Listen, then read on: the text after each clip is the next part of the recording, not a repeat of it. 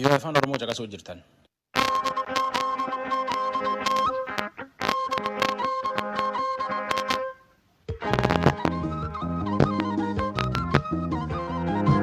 Vii'oo afaan Oromoo wixataa jimaataa galgal sa'aatii 2 waraqaa akka sa'aatii 3 meetira baandii 22 25 31 fi naayil sa'aatii irratti Vii'oo 24 irraa caqasuu jirtan. Yaayyuu jalqabne.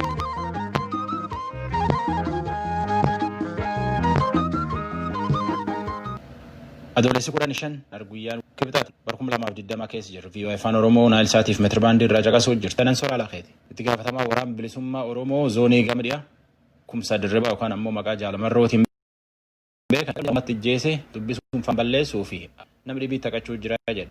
Baqataan biyyi waraanaaf koronaan oolmaaf bultii nam dhoogu sunitti jireen hamaa keessa jirra jedhan. Liibiyaa bulchuuf mootummaa lamatti irratti wal qabuu jira. Afyaa'in Liibiyaa gam tokko nagaan jiraachuu baannaani akka Masriin waraana isiitiin seente laf nagaa tolchitu gaafachuu jira. Jalanne toduu nutti.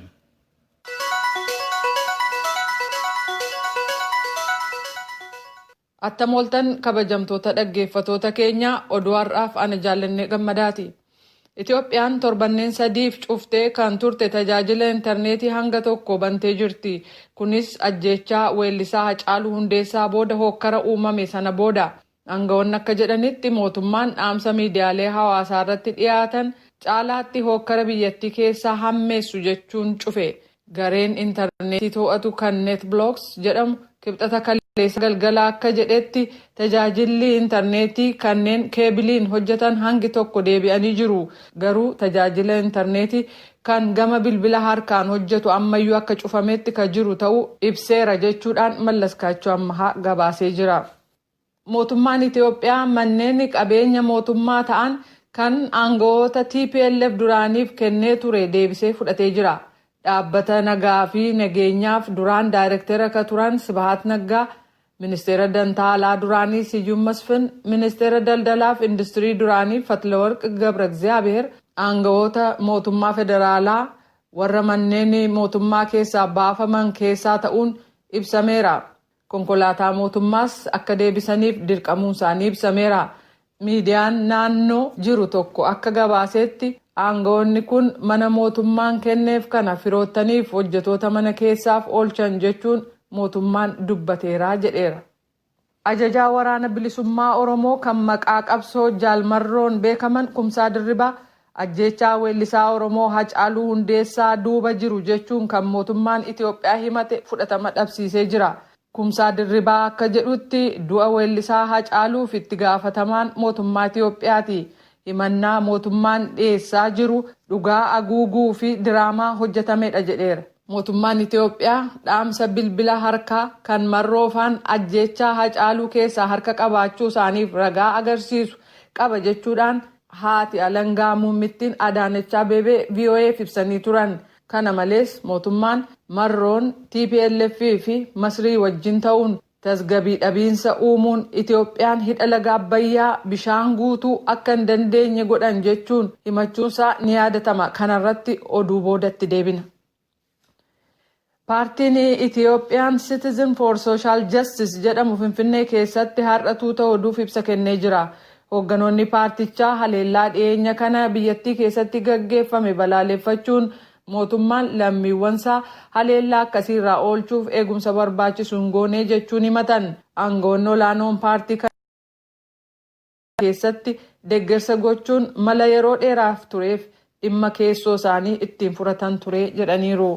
Godaantota Itoophiyaa kanneen kuma kurna hedduu ta'an biyya wal waraansaan bututte Yaman keessatti sodaa weerara dhukkuba COVID-19 keessa kan jiran ta'uu jaarmiyaan godaantota addunyaa yookaan IOM beeksisee jira.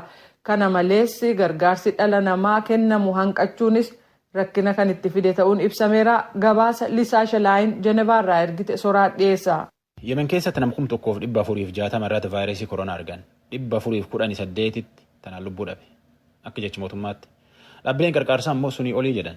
Akka dhaabbileen tokkummaa mootummoota akka IOM faan jedhanitti namni Itoophiyaa kumkurnya hedduutti biisuun jiru biyya waraanee oolmaa bultii nam dhogu tanaa fi vaayirasiin koronaatti baafate tanatti afaan balaa jal jira namni Itoophiyaa biisuun jiru.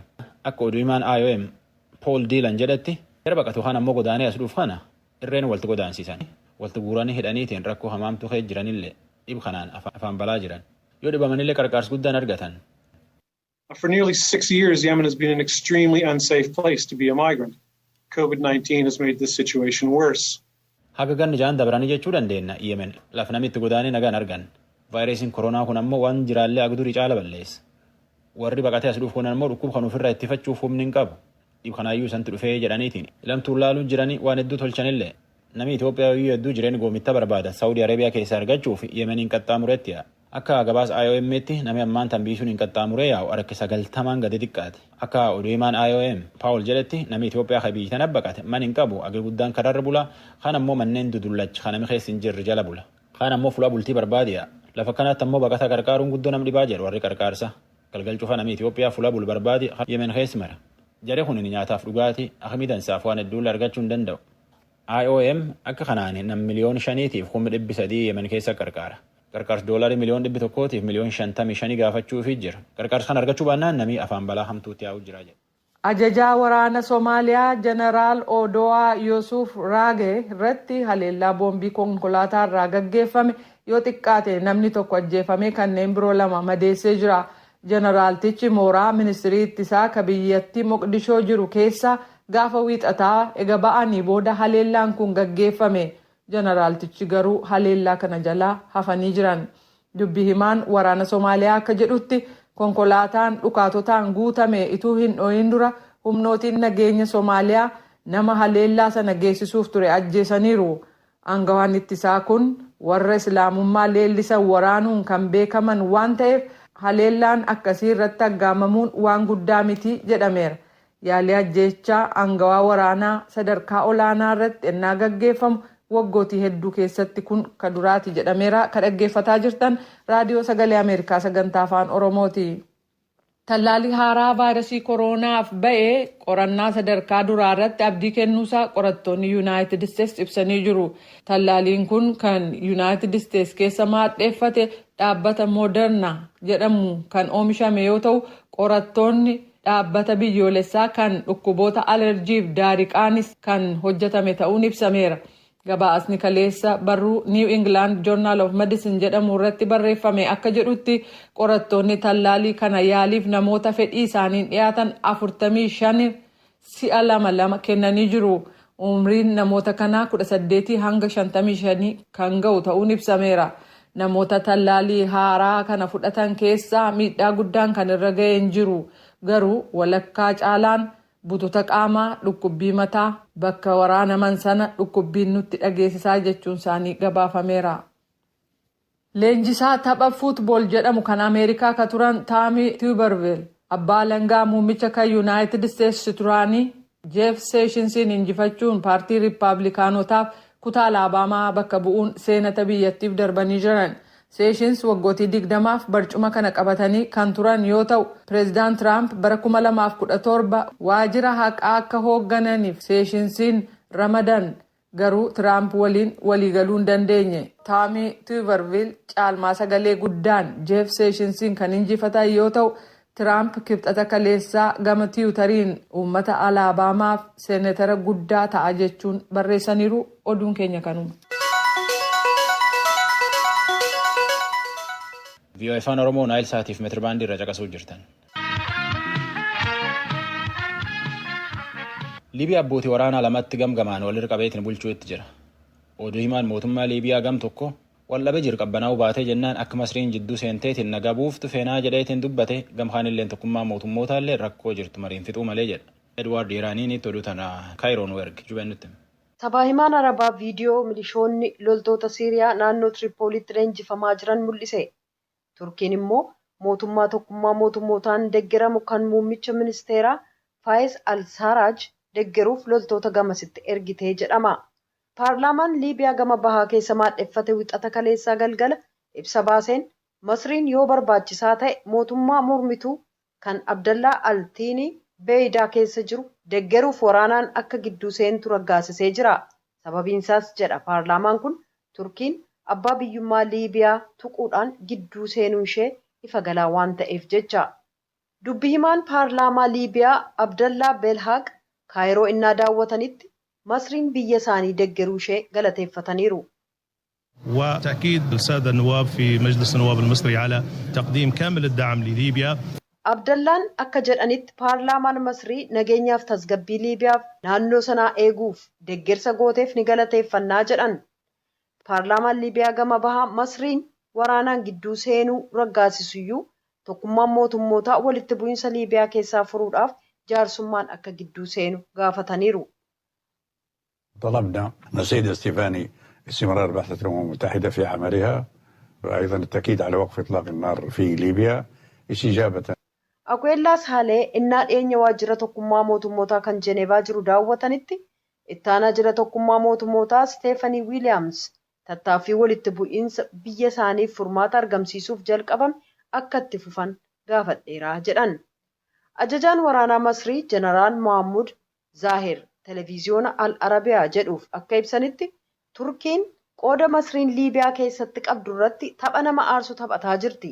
Kaayyoon Ankaraa biyyattii addaan qooduudha jedhan. Xiinxaltuu lammii Liibiyaa barsiiftuu dhimmootii nageenyaaf shororkeessummaa Yuunivarsiitii Giriis irraa ta'an Ayaa Buruweeyilaa raadiyoo sagalee Ameerikaaf akka ibsanitti paarlaamaan Liibiyaa gidduu seeninsa Masrii eeyyamuun Turkiin bakka tarsiimoo keellaa boba'aa Liibiyaa akka hin qabanne ishee danqa jedhan.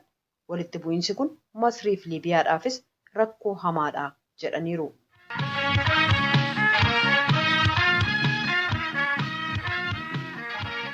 VOA afaan Oromoo Naayil Saatiif meetirbaandii irra caqasuu jirtan.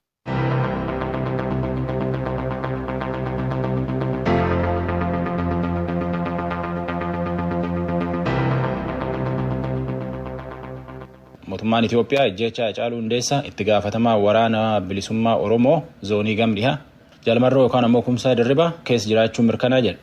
Jalmarroo yookaan ammoo Kumsaa Dirribaa tun hin dhara mootummaan waan ofii tolchifaan balleeffachuuf abbaa balleessatan itti taqatu barbaadu jiraa jedhetin VOA'tti. Akkuma jira abbaa alangaa addaa Itoophiyaa dhiyootan jedhetti itti gaafatamaa waraanaa kunini tan keessa jiraachuun ragaa qabaa jedha mirkanaa jedha. Namoota Kumsaa Dirribaa yookaan ammoo Jalmarroo dubbise kutaan jalqaba kunoo. Ajajaa waraana bilisummaa Oromoo zoonii lixaa obbo Marroo yookaan Kumsaa Dirribaa gaaffii keenyaaf deebii nuuf kennuudhaaf eeyyamuu keessaniif dursee guddaan sin galatoomsadha. Ayyee galatoomi atis namoo. Obbo Marroo ajjeecha artistii beekamaa Hacaaluu Hundeessaa irratti raawwatameef adda durummaadhaan kan itti gaafatamu qaama isin hooggantan waboo zoonii lixaa akka ta'e mootummaan ragaalee nan qaba jedhu wabeeffachuudhaan miidiyaadhaan ibsee jira. Kanaaf deebiin keessan maali? Ayyee namoo jalqaba irratti Itoophiyaan biyya impaayeraa dhaabiitti jigdee mootummaa uummataan beekamtii qabu hin qabdu. Garuummoo gartuu hattuu biyya saaman yookaan isteet maafiyaas qawwee wal gurmeessantu jira. Kanaaf mootummaatu sin himate kan jedhu inni kun iddoo dogoggora. Lammaffaa irratti ammoo mootummaan ati jettu kuni dhaaba biyya kana keessatti karaa sirna paartii ta'uutiinis haa ta'u hidhannootiin falmiirra jiru keessaa dhaabni shanee jedhamu hanga ani beekutti hin jiru. Kanaaf waraana bilisummaa Oromootu himatame jechuun asirrattis dogoggora. Yoo barbaachisaa ta'e sirna waraana bilisummaa Oromoo jedhamee kan himatamu yoo jiraate deebii itti kennuutu danda'ama. Garuu uummataaf waan ifa ta'uu qabuu fi waa'ee ajjechaa artist Hacaaluu Hundeessaa irratti waa jechuu yoo qabdanaan jette isa kana jechuu nan danda'a. Artist Hacaaluu Hundeessaa artistii seenaa qabsoo bilisummaa Oromoo keessatti jaalatamaa kabajamaa keessumattuu ammoo waraana bilisummaa Oromoo biratti galaa waraanaati yoo jenne dhugaarraa fagoo miti. Hacaaluu Hundeessaa yeroo hundumaa waraana bilisummaa Oromoo waliin quunnamtii gaarii qaba. Dhiyeessii adda addaa sadarkaatti waraana kanaaf nama dhiyeessaa ture. Ammoo naannoo shaggaritti fi hojii waraana bilisummaa Oromoo wal qabatu hojjechaa nama ture. Hojiin kun kana siin jechuu hin danda'u. Sababiin isaa hojiin suni Hacaaluun har'a haati buyyuu malee itti fufees jira. Namoonni biraa jirantu jira waan ta'eef kana siin jechuu hin danda'u. Ammoo haa taatu Hacaaluu Hundeessaa seenaa qabsoo bilisummaa Oromoo keessatti kan isa mudate kan kaleessa Eebbisaa Addunyaa, Yoosef Gammachuu, Usmaayyoo Muusaa fi kanneen kana fakkaatan akkasumas gama warra artii keessallee hin jirre kanneen akka Daraaraa Kafaniifaa ajjeechaa isteet ispoonsarti ta'e uummata Oromoo ittiin tuqan ilaalanii fi dallansiisan mudatetu isa mudate. Waraanni bilisummaa Oromoo artist Hacaaluu Hundeessaa nama ofii ajjeesuu hin danda'u. Hacaaluu Hundeessaa isinillee kan bara darbe gaafattanii barana irra deebitanii dhiyeessitanii namoonni isa hordofanii fi doorsisanii eenyu akka ta'an himatee jira. Jarri hattuun yookaan maafiyaanii biyya qabattee jirtu kun ammoo yeroo darbe OMN waliin artist Hacaaluun interview taasise kutanii hambisanii kan inni shaneetu na ajjeesuuf jedhe jedhaniillee waan isaan sobaa jiranii. Guyyoo Waariyoo BBC Afaan Oromoo waliin interview taasise irratti Hacaaluun himannaa akkasii himate hin qabu anis kutee kan hin hambise hin qabu jedhe sadarkaa kanatti adeemaa jira sobni kun. Ammoo Hacaaluu Hundeessaa kan kanaan dura doorsifamaa turee fi ajjeechaan irratti yaalamaa ture himate irratti darbe yeroo OMN irratti interview sana guyyoo waliin taasisaa ture. Dhimma siidaa Minilik ilaalchisee waan dubbate qaba. Minilik nameenya isaas ilaalchisee namni kuni nama qubaa'u mallatteessu wallaalaa harree yaabbatee dhufee farda Oromoo siidaa dabalee nama jedhamu hatee jedheetiniin akkasitti dubbate. Namoonni quuqaa gama sanaan qabanii miidiyaa irratti waan barreessaa turanii fi sadarkaallee viidiyootti of waraabanii keessumaa namni Yoonii Maanyaa jedhamu Hacaaluu Hundeessaa ምነው የድብቴን ጸጉር ላጩልኝ አልሽሳ jedheellee የጠፋበትን አህያ በአንድ ሳምንት ውስጥ መልሱለት። አማራ ፕሬስ ከጀጠሙ አመስ akkasuma Hacaaluu fi gatii harkasaa torbee tokko keessatti kenna. Wanneen akkasii gama kanaanii Hacaaluu irratti aggaamamaa turanii hanqifamanii dhokfamaniitu kan hin jirre unutti qabuun yoomiyyuu hin baasu. Uummatis kana ni beeka. Garoo obbo Marroo hooggantuun waajjira abbaa alangaa muummichaa federaalaa Itoophiyaa Aadde Adaanech Abeebee tokkoffaa abaa'oo shanee ka jedhame isin ta'uu dubbatanii jiru. Waraana bilisummaa Oromoo gama lixaatti jedhanii kallattiidhaan gara keessanitti kan isaan agarsiisanii gaaffiif deebii raadiyoo sagalee Ameerikaa waliin deemsisaniin artist Hacaaluu namni dhukaasuu isaa poolisiitti himee Xilaawuyyaamii yerootti dhukaasuu Hacaaluu ta'uu isaayyuu akka addan baafatiin garuu namoonni isa bobbaasan namoonni qabsoo Oromootti gufuu ta'an ni jiru. Namoota kana yoo karaarraa kaasne malee Oromoon bilisoomuu hin danda'u akka ittiin jedhan poolisiitti himee jira jechuudhaan akka isin itti bobbaaftaniidha kan isaan dubbataa jiran. Namoo abaa'oo shanii jechuun waraana bilisummaa Oromooti jechuu maqaa nuu baasuu akkamitti hin danda'u. Maqaa ati nameenyumti keetu maatiin kee kasii baase kan ittiin of yaamtu namni biraa ka biraa yoo sii baase ni fudhattaabbo. Jalqaba dubbiin kuni maalii fi yoo waraana bilisummaa Oromoo himachuun barbaachise waraana bilisummaa Oromoo himachuu shanee ka jedhamu dhaaba hin qabnu hin beeknu maqaa keenya miti suni. Ammoo yoo unuun himatanii himannaa kanaaf deebii kenni yoo jette namni kuni nama hin beekne akkamiin ajjeesa. Manni murtii kuni walaba ta'ee uummataaf banaa ta'ee ajaja akkaataatti fudhatee fi namarraa fudhatee ibsuudha qaba.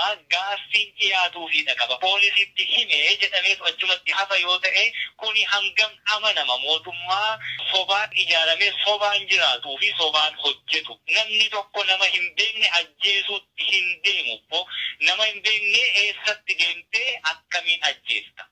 Waan baay'ee nama aarsuu fi nama gaddisiisu ammoo hedduun isaa nama kofalchiisallee. Jarri kuniyyuu mataa irraatii bakka adda addaatti yeroo adda addaatti waan adda addaati kan isaan dubbataa jirani suutaadhaan soba sana qindeessaa fi artikuleet gochaa dhufanii ture kanaan bahani malee namoonni isaan jedhan suni eenyufaati eessa turanii eessa irraa dhufanii ajaja yoom fudhatanii haala kamiin ajaja fudhatanii kanatu uummati kan inni gaafataa jiru kanatu ifa ta'uu qaba. Ragaan jira taanaan ragaan dhiyaachuudha qaba. Yoo akkasumatti garuu kanuma jechaa oolame irra deddeebi'amee dubbatamee fi sobni sun dhugaa tokkotti jijjiiruu hin danda'u. Garuu ragaa kabiraanis akka jiru raadiyoo sagalee Ameerikaattis dubbatanii jiru. Miidiyaa mootummaatiinis kana ibsanii jiru. Ka bilbila Hacaaluurraa arganne abbaan akeekkachiisa ajjeechaa isatti ergaa ture. Ani waboo zoonii lixaati jedhee bilbila isaa maqaa telegiraama isaa maqaa feesbuukii irratti fayyadamuu maqaa itti waamamus ifa godhee jira. Yoom akka ergame bilbila kamitti akka ergame saatii kamitti akka ergame ni beekamaa. Kun kan amma Hacaaluutti dhufetu hin taane utuma kana beekuu ittiin socho'aa turedha kan isaan jedhan. Ragaa kanas ni haaltu. Ragaa miti. Ragaa kana akkasitti qabna jedhan malee gadi ba'ee mana murtii walabaatti qormaata walabaa ka gaggeessanitti hin mul'anne namoo beeki. Kanneen akkasii ajjeechaa biyya kana keessatti adeeman hedduu ragaa harkaa galfanneerra jedha jarri kun malee ragaan kun namatti agarsiifamee hin beeku. Amma miidiyaa harkaa qaban irratti Hacaaluuf nama doorsise jedhamee isaanii sagalee dhageessisaa jiran tokkotu jira. Ka baay'ee si ajaa'ibu. Hacaaluun sa'aatii hamma kana namni yeroo isa arrabsuuf isa doorsisa waboo lixaati jedhanii ka isaan dhiyeessani deebii tokkoyyuu hin kennu. Hin dubbatu. Hacaaluun nama duudaa miti nama isa doorsisuu fi isatti beekamu.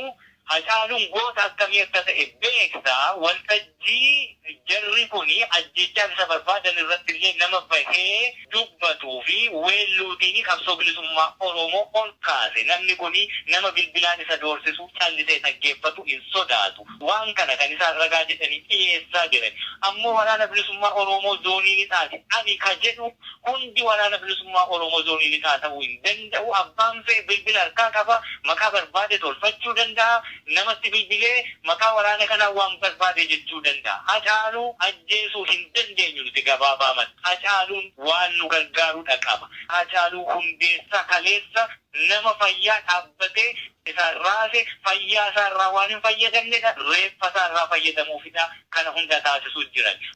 Aangawoonni mootummaa akkuma ajjeefamuun artist Hacaaluu dhagaametti walitti hidhata qaamota sadiitiin akka geggeeffame dubbatanii Onekshanee Masriif adda bilisummaa uummata Tigraay yookaan wayyaanee Masriin hidhala gabbayaa danquudhaaf akkasin duba jirtullee akeekani. Walitti dhufeenyi isiniif Masrii gidduu jiru akkasumas immoo isiniif adda bilisummaa uummata Tigraay gidduu jiru maali Bomarro?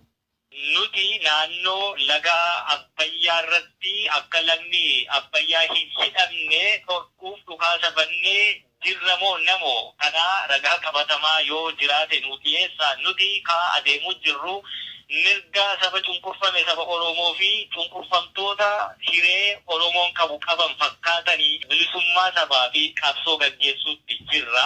Hidha laga Abbayyaa dura dhaabbannee hin jirru naannoo sana irrattis danqaan nuti gaggeessine hin jiru. Hidha laga Abbayyaa waadaa sabaaf galamee guutamuu dadhabametu jira waan ta'eef sana karaarraa maqsuu fi ittiin uummata afaan faajjii uumuuf kun taasifame. Masriin immoo amma waan faashinii haaraa taatee har'a himannaa biraa taatee as baatee eenyuyyuu ni beeka. Dadhabame jennaani karaa sanaan amma immoo as qabanii ittiin yeroo bitachuu fi bishaan ni guurneetanii bishaan sana guutuu akka hin dandeenye beeku. Ka'achii sodaatanii as naannessuun hin danda'amtu. Mootummaa naannoo Tigraay bulchu waliinis yoo ta'e qaamuma impaayera Itoophiyaa keessa kutaa naannoo tokko jirtu Tigraay. Nuti yoo nu sodaatanii hidhannee jirra bosona jirra seera ittiin dhiyeessuu danda'an hin qaban yoo ta'e warri isaan himatanii Masriinis biyya of dandeessa yoo taate Tigraay garuu qaama isaaniiti. Mee sana haa himatanii warra sanatu nu balleessa warra sana akkas nu godha yoo jedhanii seeratti haa dhiyeeffatanii gara keenyatti quba qabuuni dadhabina isaanii sana daran mul'isarraa ka hafe dhugaa jirtu baasuu fi barbaaduuf hin oolu. Garuu loltoonni adda bilisummaa uummata Tigraay yookaan wayyaanee Oromiyaa lixaa keessatti si waliin bobba'anii akkasiin gargaaranii lolaa jiran ragaa qabatamaa arganne jechuun mootummaan ammaan durallee dubbatee ture. Isin ejjennoo adda bilisummaa uummata Tigraay akkamitti ilaaltu? Akkamitti fudhattu? Ejjennoo TPLF akkamitti ilaaltaanii ejjennaan isaanii ejjennaa kaleessaati ejjennaa kan biraa qabu isaantu beeka sana ammoo waraanni bilisummaa Oromoo ummata Oromoo miliyoona 50 sanaa olii keessaati dargaggoo mirga ofii fi biyya ofii falmachuu danda'utu dhibeetu Tigraay irraa waraana ergifannu jechuuni hangam akka qabsoo bilisummaa Oromoo xiqqeessuuf jedhu kun tattaafataa jirtuu fi jibbiinsa ishii qabdu agarsiisa malee TPLF kaleessa dhaadhiyoo yookaan immoo dhaaba Oppiidiyoo jedhamu tolchee baatirii godhatee uddee godhateetti Oromiyaa seene malee waraana bilisummaa Oromoo miti. Kuyyoomuu nu laallatu. Wanti amma isteet maafiyaan kun akkuma kanaan dura ragaa halkan qaba jecha uummata sobaa garuu ragaa tokkitti illee uummatatti gadi baasee kan uummata itti quufee ragaan keessan sirrii badiin gara kana jira jedhee murtii kenne gaaf tokkoyyuu arginee hin beeknu. Kunis akkasuma yoo ragaa gahaa waraanni bilisummaa Oromoo Tigiree waliin qabsoo qindeeffatee waraana irra jira jedhame gadi baheetu dubbatamuu qaba. Osoo kana qabaatanii halkanii guyyaa ni maraatuyyuu harkaan qaban garuu yoo ta'ellee mootummaa maafiyaa kana keessa ilmaan Tigraay waraana biyyittii ta'anii nu waraanan jiraachuu danda'u. Ajjeefamuu Hacaaluutii booda mormiif ookkara uumameen walumaa galatti lubbuun namoota 167 dhabamuu fi qabeenyaaleen hedduun barbadaa'u mootummaan ifa godhee jira. Fakkeenyaaf Amboo, Jimmaa, Arsii Lixaafaa keessatti kana duuballee akkas hin jirtanidha kan mootummaan akeeku. Jechuun isaanii waan hin oolle. Waraanni bilisummaa Oromoo qabsoo karaa isa baasuu gaggeessuutti jira. Uummanni Oromoo immoo aarii yeroo hedduu dallansuu yeroo hedduu qabuuni artistiin isaa immoo ajjeefamuun fittee yookaan taatee yeroo gabaabduu isa dammaqsu ta'e irraa kaafee haaloo qulqulle yeroo dheeraati qaba. Sabni aarii qabu kun ammoo gadda isaa ibsachuuf daandiitti baheera. Maafiyaanii kun ammoo itti dhukaasee ajjeeseera. Akkamitti waraanni bilisummaa Oromoo kana keessaa harka qabaachuu danda'a? Fakkeenyaaf godina Arsiirraa nama Jamaal Alii jedhamu bulchaa natti fakkaata jettanii kan dubbistantu jira. Namni hidhate tokkoyyuu hin jiru. Oromoon harka duwwaa gadi bahee gadda isaa mul'ifataa ture. Dhukaasa itti banameenidha. Hanga danda'e immoo dhagaatiin ofirraa ittisaa ture. Gidduu sanatti namni miidhame kasabarrattis qiyyaafate miti. Nama hundatu keessatti miidhame kan jedhe. Akkaataa kamiin waraanni bilisummaa Oromoo kana duubaa harka qabaatare kana ibsuu kan isaan irra jiraatu. Maafiyaan Raadarsiin kun. Haasaa keessan ammaan duraa keessatti caasaa keenya Oromiyaa guutuu keessa diriirfannee jirra. Wallaggaa Lixaarraa amma Buraayyuttuu jettanii turtan. Kanaaf caasaan keessan kana kakaasuu kana dudduba jiraachuu danda'a jedhanii kanneen dubbatan jiru. Haasaan keenyi uummata dammaqsaa qabsootti galchaa mirga isaa akka falmatu taasisaa uummata dammaqaa roorroo hin sarmamne mirga ofiif falmatu ammoo nagaa fi walqixxummaan sabaaf sablammoota biyyittii keessa waliin bahee galu roorroo gabrummaaf hin jilbeeffanne akka jiraatudha taasisa malee caasaa nama ajjeesuu fi caasaa biyyittii diiguu hin ijaaru. Oromoon akkasitti wal ijaare jennaan uummanni miiliyoona 50 fi sanaa olii kuni guyya tokkotti biyyittiitti abidda qabsiisuu danda'a. Caasaa badiisaatti ijaarra osoo ta'ee biyyittii kana balleessuun nama dhibu namo.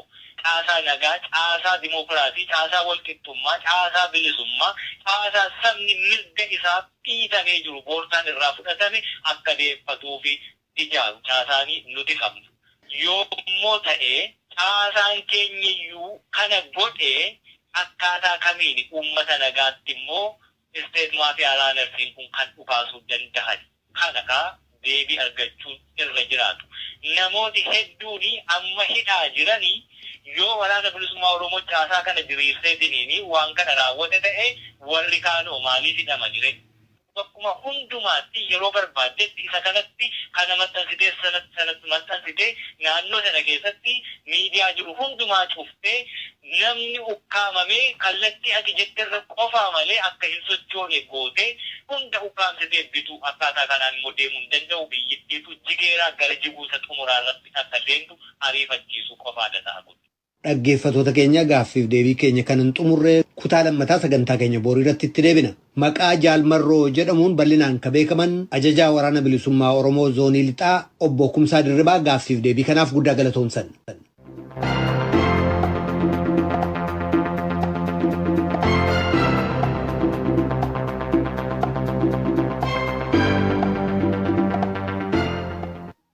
Taarrataan mata boriitiin waldachaa naga jenne nagee ansoraa laafeeti. Sagantaa afaan Amaaraatti ittaan.